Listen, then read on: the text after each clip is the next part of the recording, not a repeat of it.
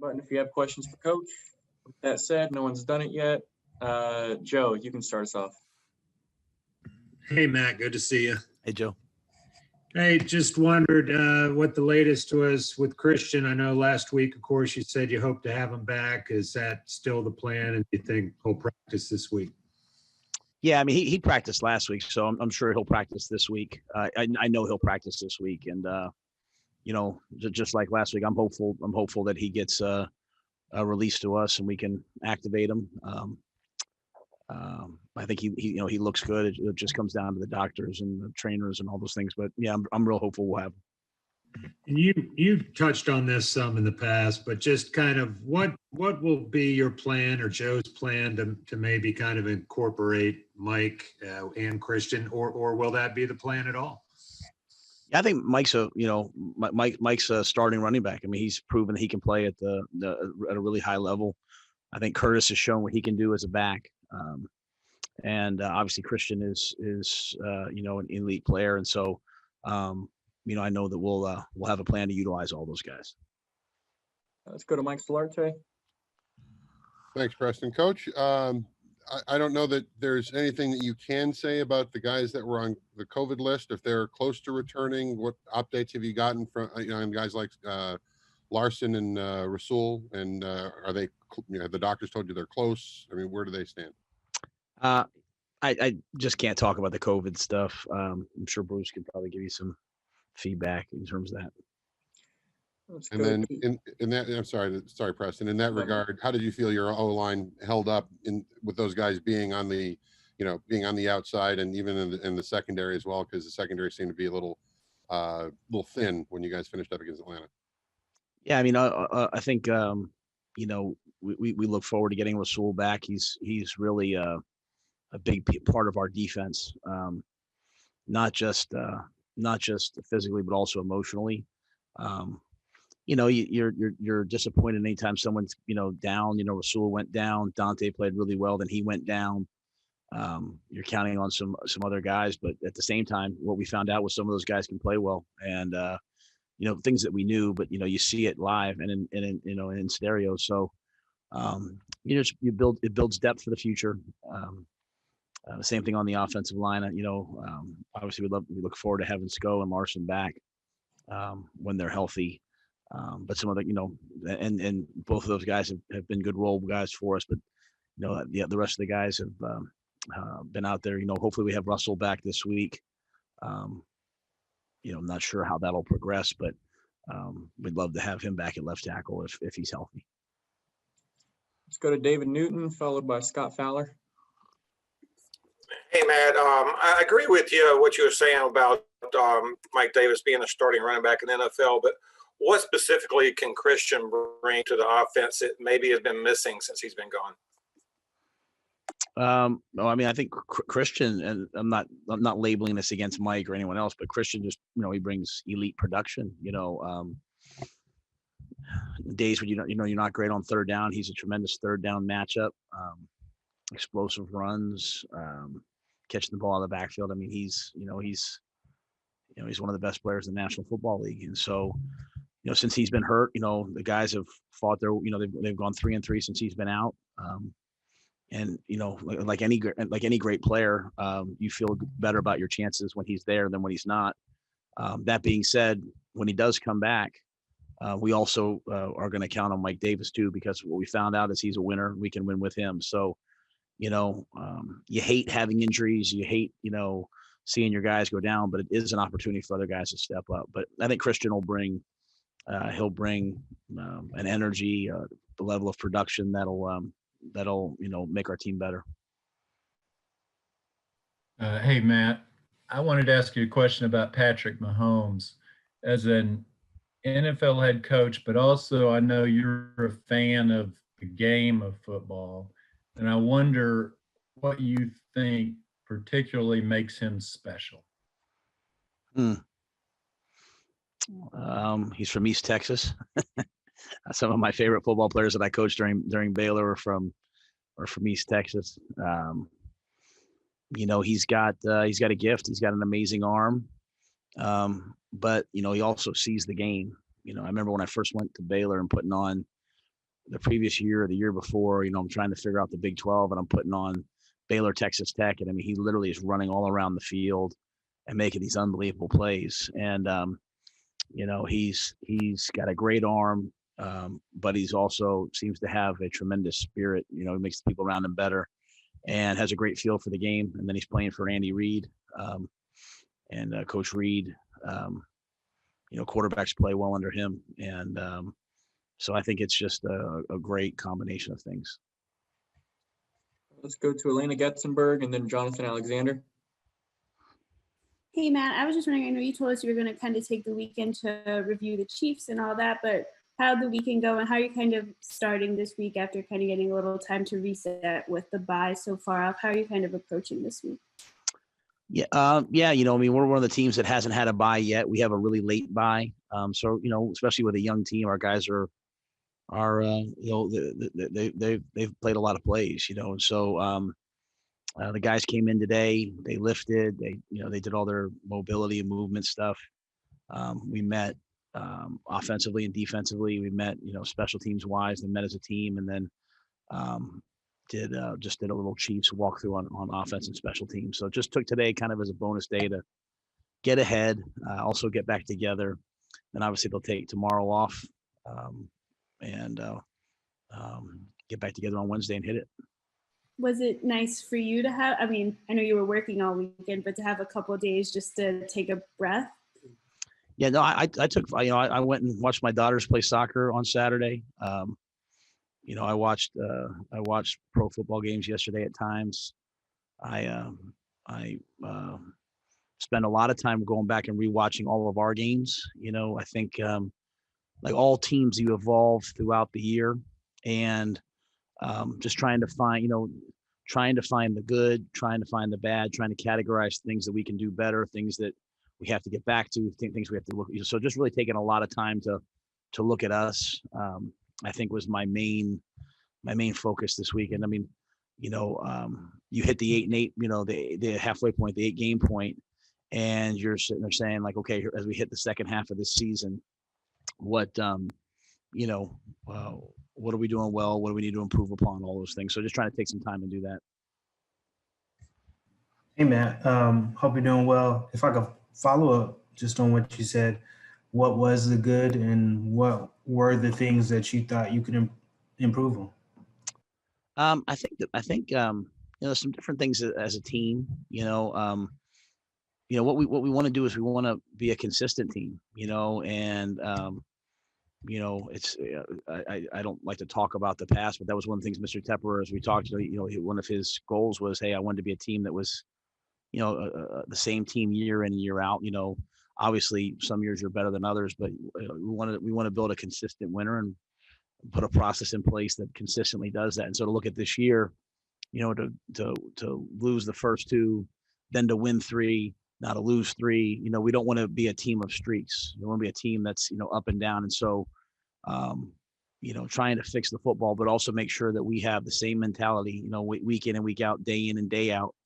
And how can we do that better? And so that was one of the biggest questions. And then I think, really, some unique things like, so really our offense in the second half of games has not been what we need it to be.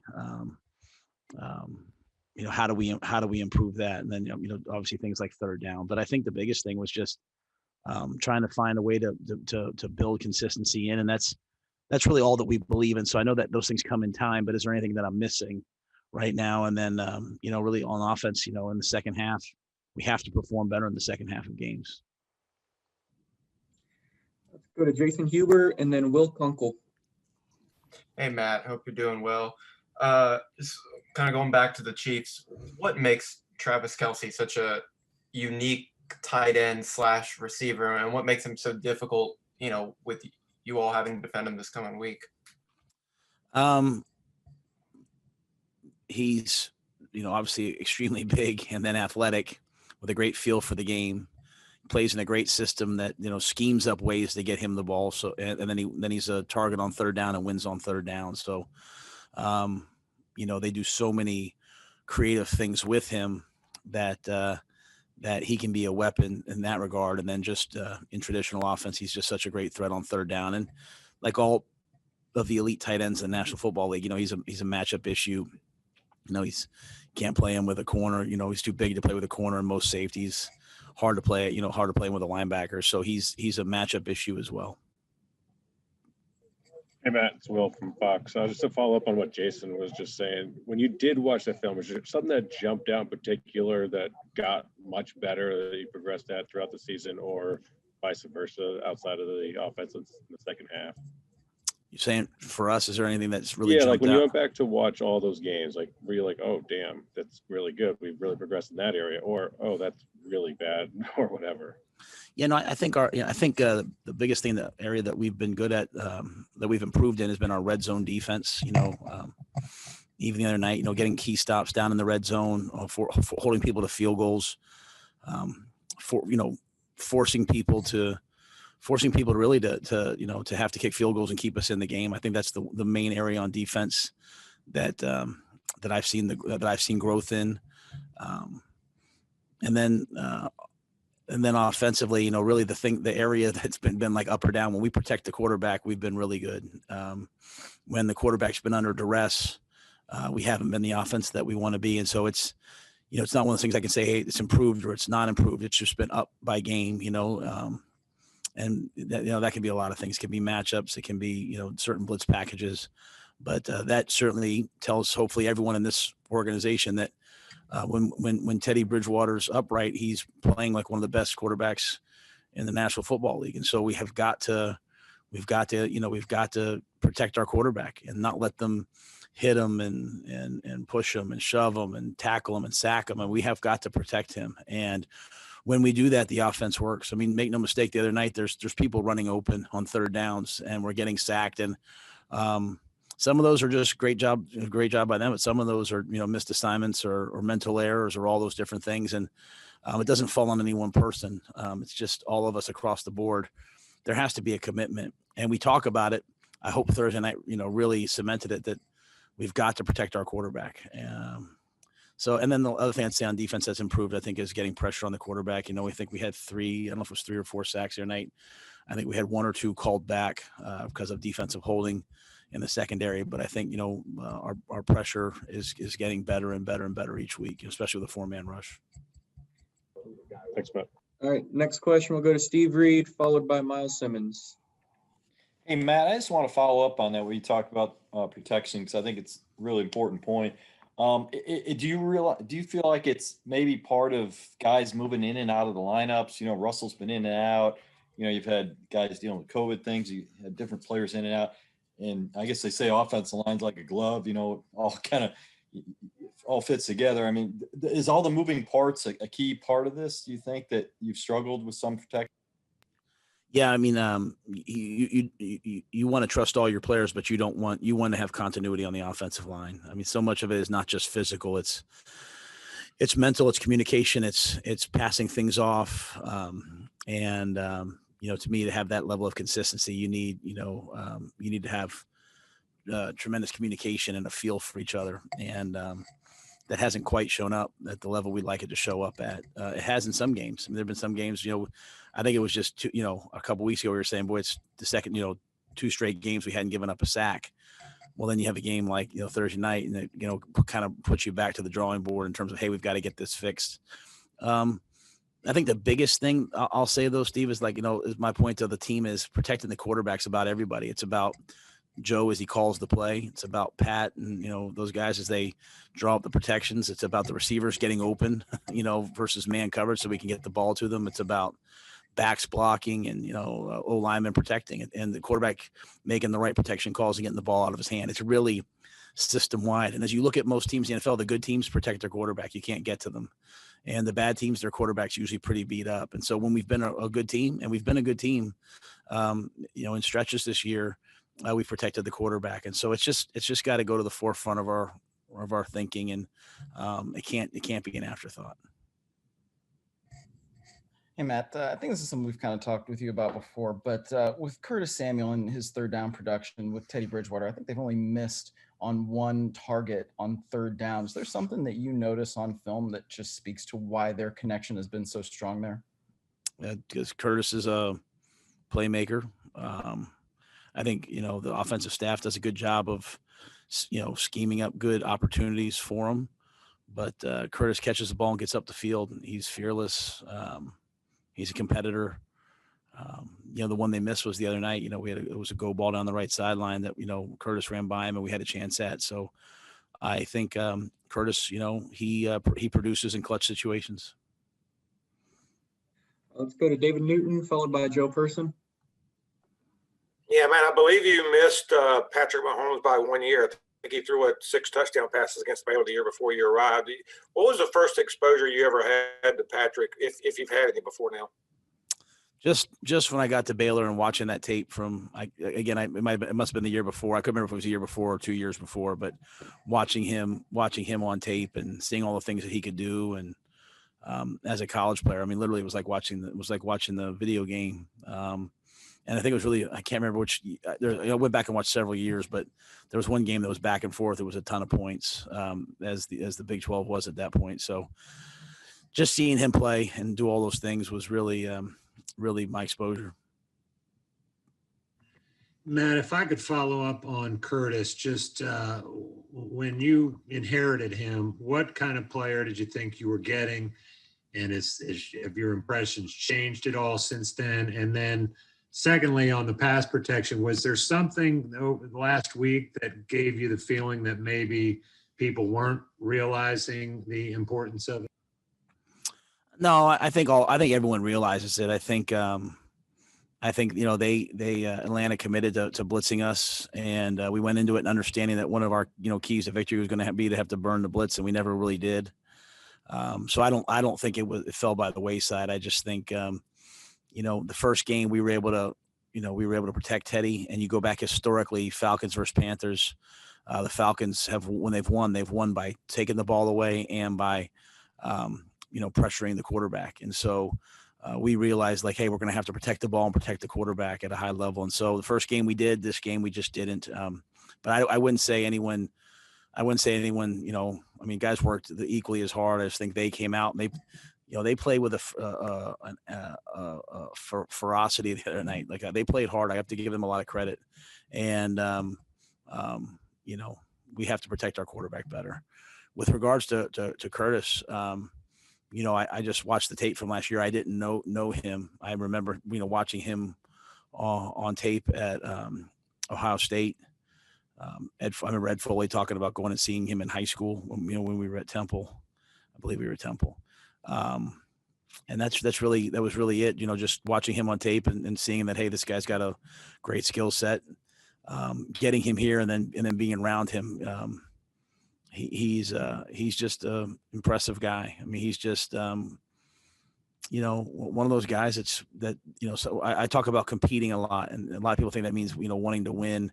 To me, competing means like you want to win at everything, not just win at some of the things or, hey, prove you're good enough, but like you want to win at everything you do. And the thing about Curtis is he makes the tough catches, he runs after the catch, he runs the football, but he blocks all the time. He blocks for his teammates. He's a really, really unselfish player. And you don't really know those things until you're around somebody. Not having him in OTAs, to me was obviously a missed opportunity, because we could have really seen what he could do early. But I think Joe and Frizz and Jeff knew that he was a good player, and but he shows up each and every week. All right, guys, we only have time for 2 more, so let's go to Jonathan Alexander and then finish with Elena Getzenberg. Hey, man, going back to one of the early questions about Mike Davis when Christian comes back, do you see an opportunity to use both Christian and Mike Davis in the same play, even if that means having one of them split out wide or 2 running backs in the backfield?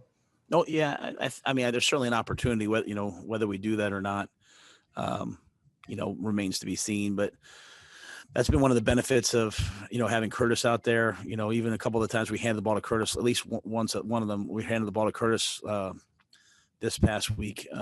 Mike was on the field out at receiver. So we all know Christian's ability to, line up and play receiver. So I think that, the door is open to be creative with all those guys. And I also throw Curtis in there as well. Hey, Matt, I just had two smaller things. I know Friday you had said you were expecting Zach Kerr to be available Sunday. I just want to make sure you still thought that was the case. And then I know lots of question about Dante's toe, but after having to sit out most of that game Thursday, no regression there, and you kind of expecting him to play Sunday as well. Yeah, and I know you guys will get bored with this answer, but that's really how I'm hopeful for both of them. If we played now today, both guys, they feel good. It's just one of those things with toes, it gets bent back, it gets bent to the side, and it's really, really painful. So to answer your question, no regression on either guy. So I am hopeful that they'll practice Wednesday and play on Sunday, but that all remains to be seen. All right, Coach, we appreciate it. All right, thanks, guys.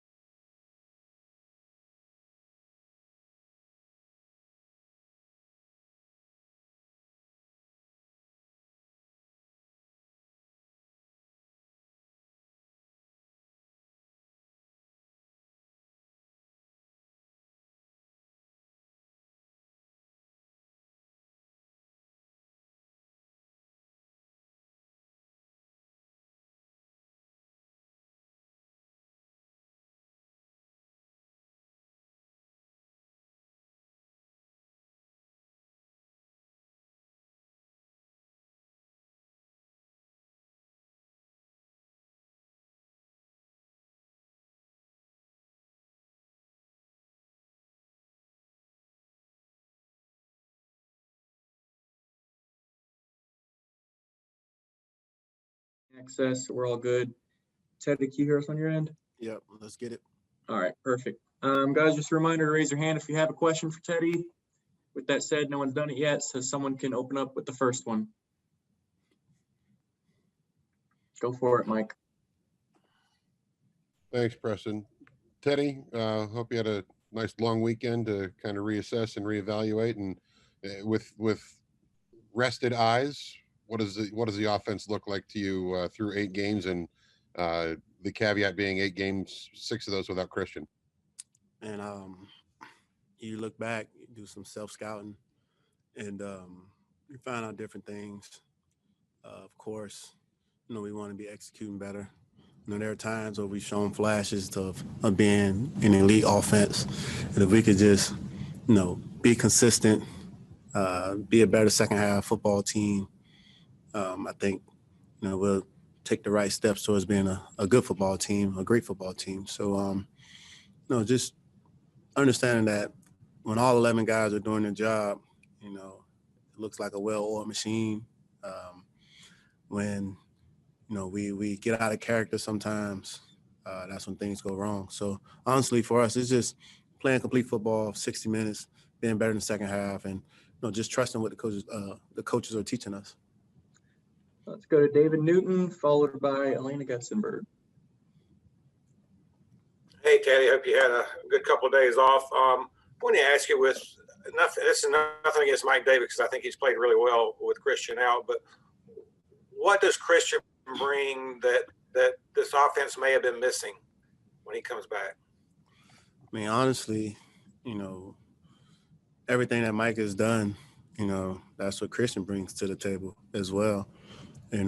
Obviously Christian, coming off the year that he had last year, he's a guy who's exceptional.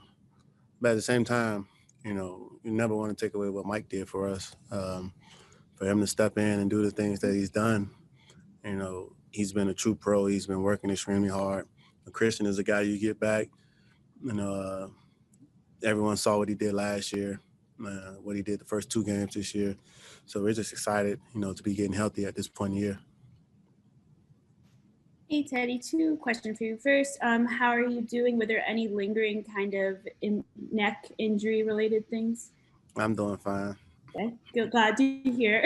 And then, when we just talked to Matt, and he mentioned how he's been stressing how important it is to keep you upright. That when the offense is so much better when you have time to stand upright. How much of that does that fall on you? Obviously all 11 players have to be playing together, but how much of the sacks and all that do you take credit for? I mean, we watch the tape, and we evaluate different things as we watch the tape. The ultimate goal is to go out there and not get sacked at all. But there are times in games where teams might scheme us up, might draw up a pressure that gets to the quarterback. But I think, guys are communicating well. We could always be executing better. But I agree with Coach, and that's one of our keys to victory each week. Just, winning the line of scrimmage. And that includes, burning the blitzes that teams may bring and just protecting the quarterback. So I think we can just do those things like Coach said, the games will be much smoother. Let's go to Jonathan Alexander and then Joe Person. Hey, what's up, Teddy? Hope you're doing well, man.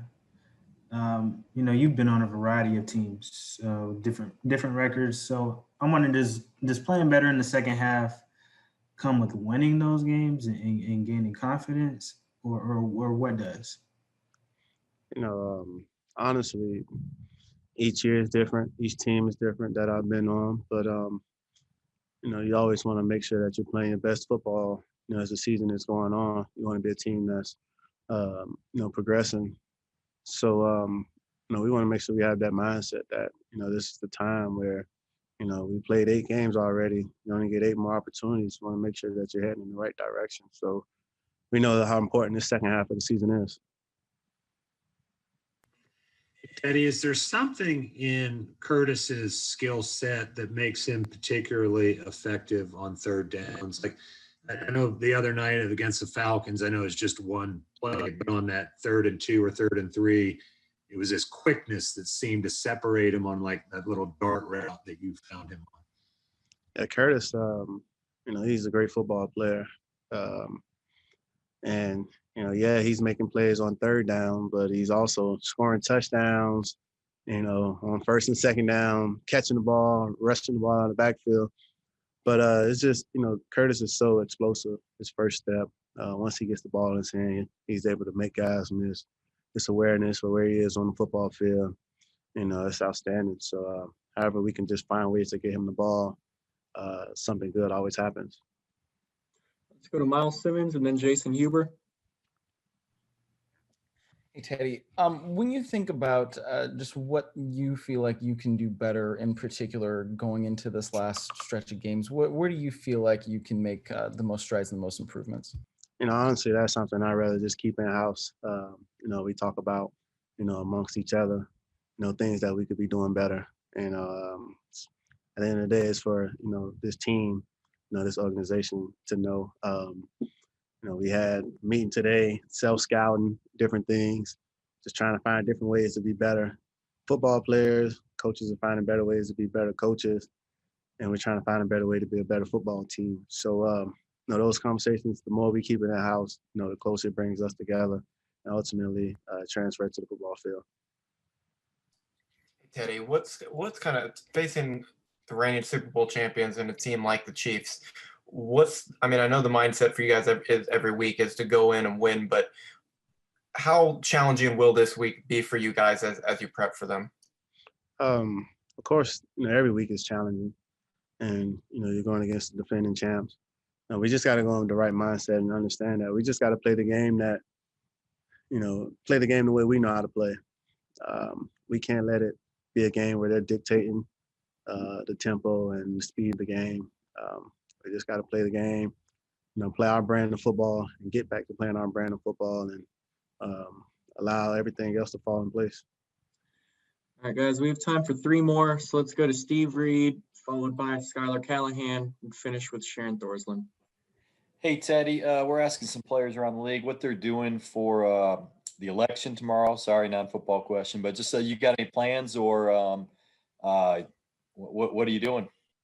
But I'll be at the facility watching some film, running in the pool. That's about it.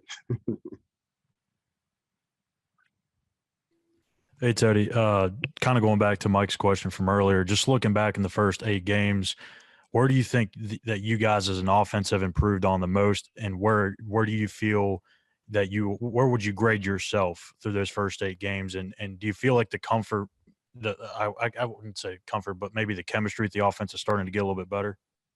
Honestly, man, we've done so many things well these first 8 games, but also we've done some things not so well. So I think this was a good week.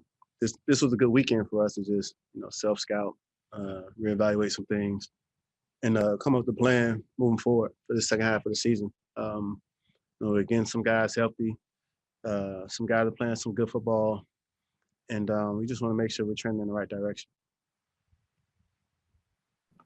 Hey, Teddy, I know that you guys haven't gotten into the Chiefs too much yet, I'm sure, but what are your early impressions of them defensively, particularly those guys in the secondary like Matthew and Breland?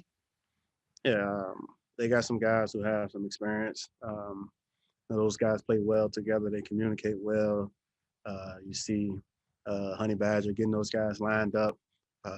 So it's a great group.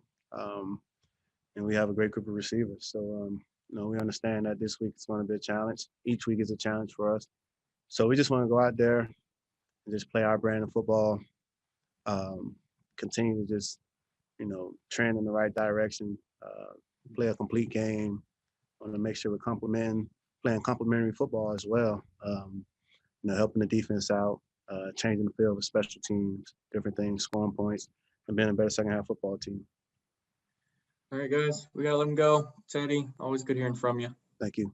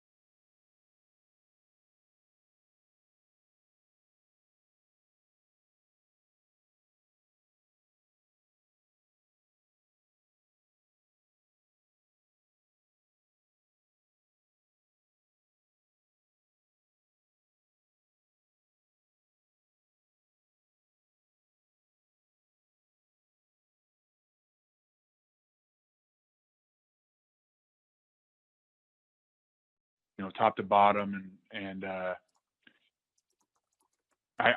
it's hard to identify, any one thing in particular other than Mahomes but I mean, just I can't pick out one thing. They really get done a lot of special things with their team, and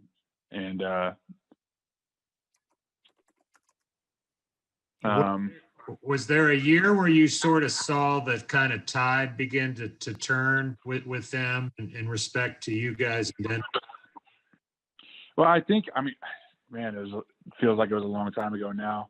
Every year, it was always competitive, and even more than I don't think that. Correct me if I'm wrong. I don't think Denver's beat them since my second, or it was the first time I played against Kansas City. We won in Kansas City. I don't think, when I was there, I don't think we ever beat them again. But before that, the year before my practice squad year, I don't remember the scores of who won and lost those games, but they're all hard fought games. They're a really good team and always competitive, and they've been a good team for a long time, really. All right, let's go to David Newton and then Jason Huber.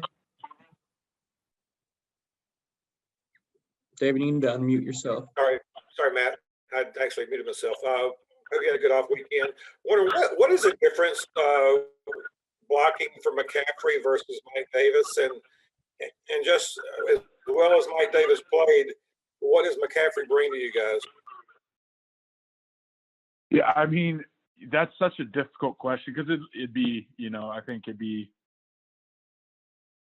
the schemes that we block are, that's every week, those can change according to opponents and what we're trying to get done in the run game. So it's not like, like Christian's in the game, we got to block differently.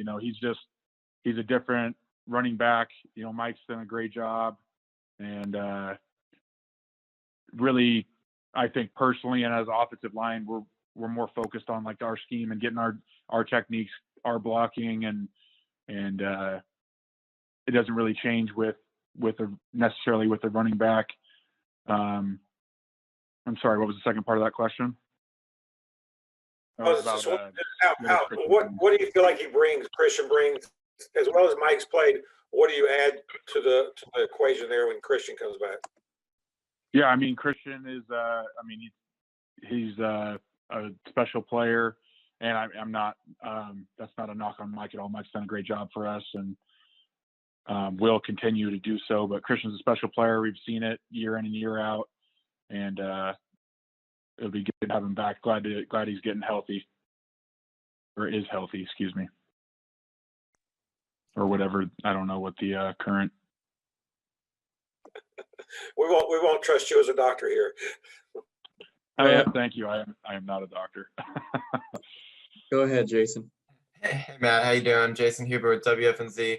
How much have you seen Taylor Moton improve from last year to this year, and what's with his play this year? Where would you where do you see him kind of stack up right now with some of the other better offensive linemen in the league? Yeah, I'm not going to get into a comparison. That's just because I don't feel like I've evaluated. I can't evaluate the other offensive lineman versus Taylor. That's not how I watch tape, if that makes sense. But Taylor's played well. He's having a great year. He's working his tail off. Smart player, tough, hardworking. He's fun to be around. He's a great guy in the O-line room, and I enjoy playing with him all the time. All right, let's go to Steve Reed. Hey, Matt. Matt Rhule was just saying to us very simply, he said, offensively, we've been really good when we protected the quarterback. We haven't been good when we haven't protected the quarterback. Simple as that. And that wasn't necessarily a knock on, just offensive line. He said, receivers got to get open. Teddy's got to get rid of the ball. A lot of different things that go into that. But why has it been a little bit inconsistent? You had 2 games with no sacks. You guys gave up, played really well. And then last few weeks haven't done so well with protection. Anything you can point to? Yeah, it's, there's not any, there's not one thing that you can just say, oh, this is the problem, or this is the problem, and you know, if that was that, you know, we would have fixed it already. But you know, just I mean, it comes from, you know, it's I mean, just like what Coach Rhule said, it just comes. We've got to do a better job of protecting and keeping Teddy clean. You know, there's not much else to be said about it. It's just kind of the recipe is there, and no matter what the defenses are going to throw at us or whatever, you know, every team is different. We need to be able to adjust and protect, and that starts with myself and the O-line, and you know, it just that's where we're at. All right, guys, we got to let him go. Matt, thank you for taking the time. Yeah, thanks, guys and girls. Thank you.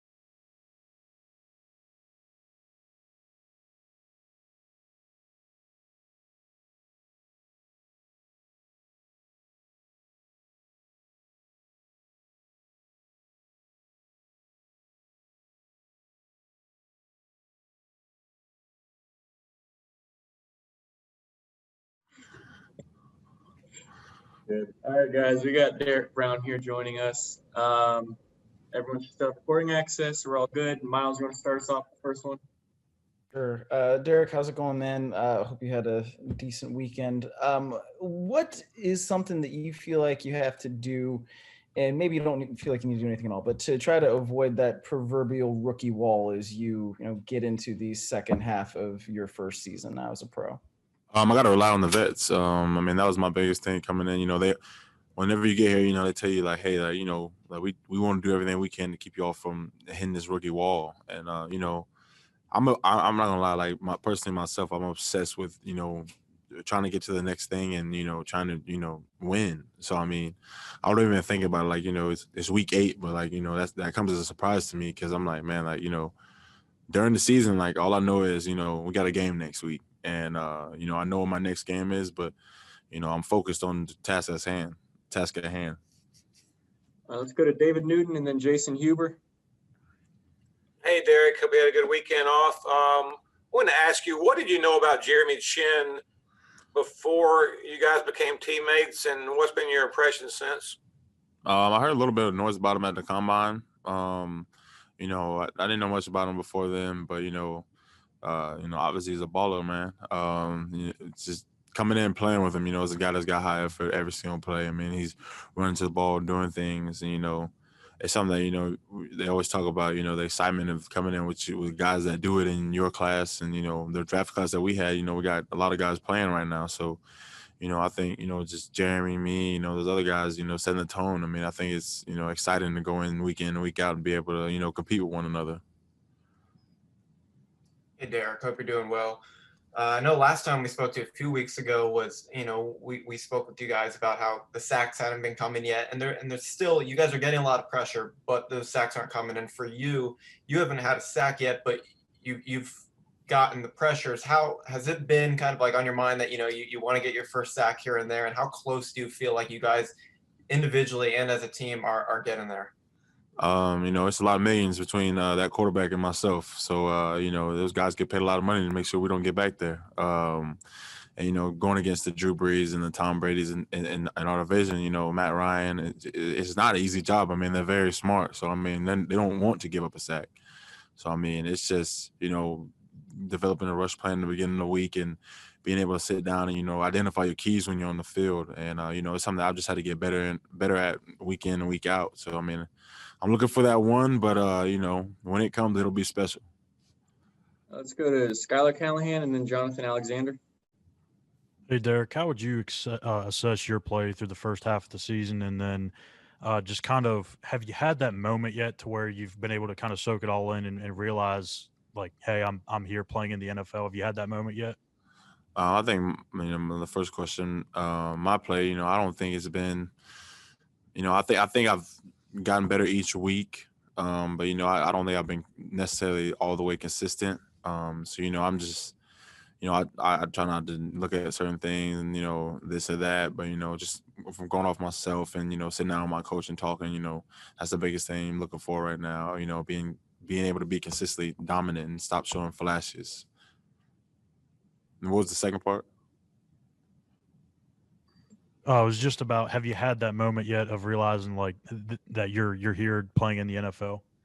I mean, yeah, I kind of had that moment week 1, but I mean, now, it's a prideful thing. I mean, you're going against guys that's been here 10, 12 years playing in the league, 5 plus 6, 7, all the way up to then, every single week. So, I mean, I don't really have time to be starstruck anymore, but, it's definitely something that, I wake up and I'm like, wow, like, I just played an NFL game. Hey, Derek, I hope you're doing well. 2 questions for you. First, I think we just learned that Rasul Douglas will be coming off the COVID-19 list. And if he's able to play, how does he help? And I'll ask a second one after this. I think Rasul's, a great addition to our defense. With him and DJ, Troy Price, Stanley, all those guys, being versatile and being able to jump in for one another when something happens. I mean, that's been the best thing about it to me. I mean, I just think we got great guys playing in the secondary, to be honest. And kind of weird question, but not really. What's most important for you in the way you live your life or go about your life? What do you mean by that? Like what are the most important things? Like, how do you, when you think about how you want to be remembered in anything that you do, what's the most important thing? I'm a guy that puts my family first, and I think that's the most, at the end of the day, I do all I do for my kids. So I mean, I think I want to be remembered as that guy. Let's go to Sharon Thorsland and then Joe Person. Derek, I know that you said you've already sort of had your welcome to the NFL moment, but what goes through your mind when you think about facing Patrick Mahomes this week? I mean, what's it going to be like going against him, and what makes him so special? I mean, his ability to be able to move around the pocket and find guys open, and he's a playmaker even when the play is dead. And like I said, these quarterbacks don't want to give up these sacks. So I mean, it just makes the job 10 times harder. So going into the week, you have to have the rush plan. You got to be able to sit down and identify this stuff, and you got to be able to use all the keys that you can in order to make that time between you and them a lot shorter. Hey, Derek, I was actually going to ask about Mahomes too, but since you answered that, I'll ask you kind of how the Halloween giveaway went, and are you planning to do some more charitable stuff here with your, and do you have a foundation yet? Yeah, so I have my foundation. I put it under my name, the Derek Brown Foundation. So we did the Halloween giveaway. It went great. Wish I could have been out there and been able to see it myself, but I had somebody out there for me, and it's just been it's been great.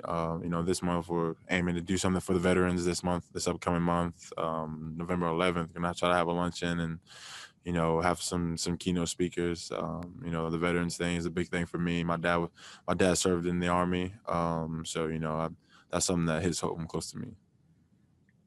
All right, we have time for one more, so let's go to David Newton before we wrap it up. David, you need to unmute yourself. Sorry. What's the difference in preparing for a guy like Mahomes and when y'all were preparing for Kyler Murray in week 2? Because they both scramble around a lot. What is the difference? I mean, you think of the same aspects as quarterbacks, being able to make plays with their feet, being able to throw the ball very well, and just becoming that ability to make 2 plays in one. When you watch the tape, you got to see where they want to escape, all these different things, because you have to plan for that stuff, because if you don't, then they're gonna have a field day, and at the end of the day, it's all based on performance. So that's you got to be able to limit what happens to you. All right, guys, we gotta let them go. Derek, we appreciate you taking the time. Appreciate it, Preston. All right, media, that's gonna do it for Player.